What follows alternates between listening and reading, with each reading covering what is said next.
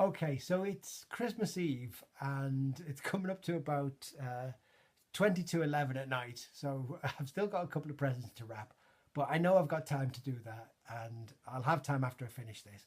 And the whole point of this video is about having time, managing time, finding time, and using the time you've got for really important things. So I know that if I don't get these Christmas presents wrapped, I'm going to be in trouble. But I know it's okay. I know that if I finish this video, I've still got an hour to wrap some presents, and that's fine. The fact that I bought them and they're ready to wrap is also about managing the time. Um, but the message I want to give is someone I just met the other day was telling me that she's really, really busy. She doesn't have time for anything except her business, which is making craft items. And she said she has to spend all of her spare time doing that, or she won't make the money. She won't make the items that make the money that allow her to have any time to do anything with anyway. But she said at the end of all that, she's got no time. And while she's in her studio, she can't answer any texts or make phone calls. She can't answer her phone. She can't have a social life. She doesn't meet her friends except once a year when she does these craft fairs. And so she's basically busy all the time and she just can't have a social life or any time to herself other than work. So I said to her, well, I'm kind of busy too. I'm doing a PhD at the moment and I'm in my final year, so I'm writing up. But I've still got time. And she seemed a little bit incredulous. She was like, well, how can you have time if you're meant to be that busy? How have you got time? Unless you're just procrastinating. And I knew that I wasn't. So the answer that I was able to give her came quite quickly and very easily. And I said that the reason I've got time is because I'm managing my time.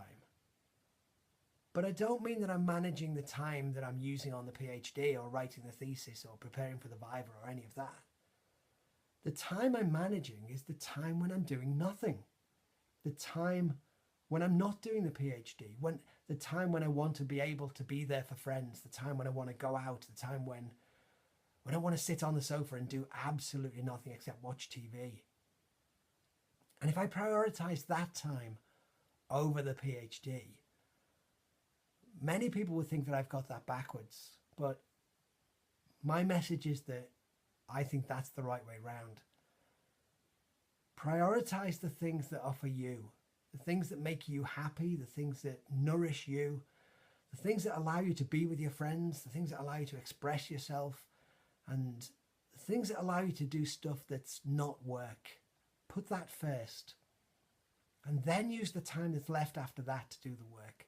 So if you need 5 hours to write an email to someone, take 5 hours and write that email and get it right and be there, be present, be available for them, make yourself available for them and offer them your time and be there to spend some of their time with them as well. For you and for them. So plan doing nothing. And what's left is the time you've got left to do the PhD or the work or the craft or whatever it is.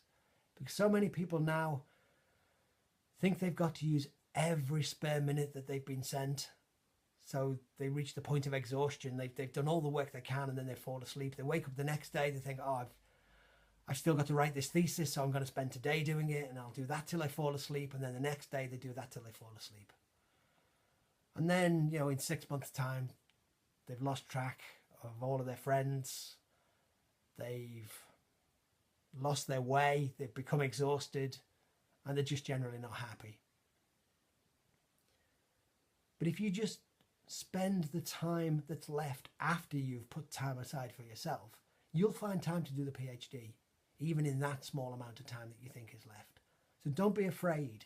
Don't be scared to take time out of your PhD and put it up there as a number one priority for yourself.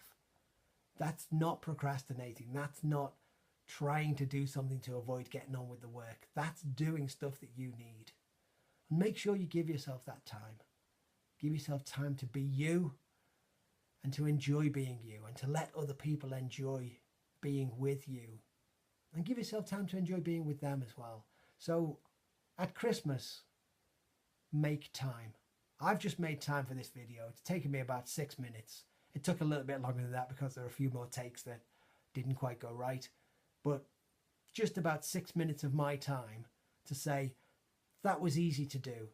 It's 6 minutes I wasn't going to write the PhD thesis during. I've got time next year.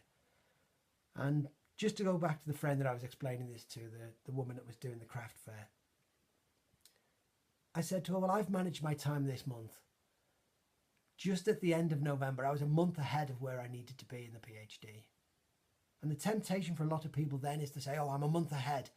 I've got an extra month I can waste doing things on the PhD again instead of things for me and resting and relaxing. So when you're ahead of schedule, when you've got a month more time than you thought you did, don't waste it on the PhD. You've got spare time that you didn't think you were going to have. Use it on you.